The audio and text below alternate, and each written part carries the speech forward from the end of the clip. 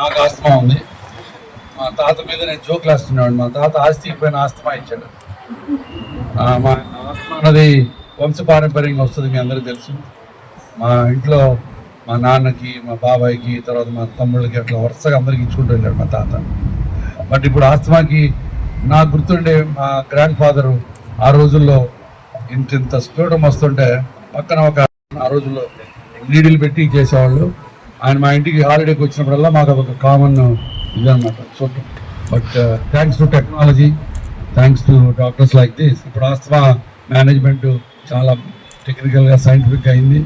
ఇప్పుడు స్టాటస్ ఆస్తమాటికస్ దానివల్ల వచ్చే ఇబ్బందులు కూడా బాగా తగ్గిపోయినాయి.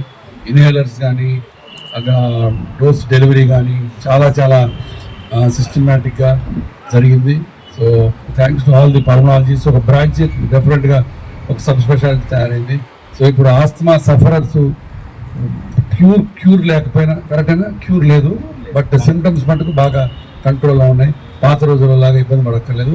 కాకపోతే మీరందరూ కూడా దానికి జాగ్రత్తగా కంప్లైంట్స్ అంటే రెగ్యులర్గా మీరు మెడిసిన్స్ తీసుకోవటం, ఎలర్జెన్స్ దగ్గరికి వెళ్ళకుండా ఉండటము, ఇవన్నీ చేసుకుంటూ ఉండాలి.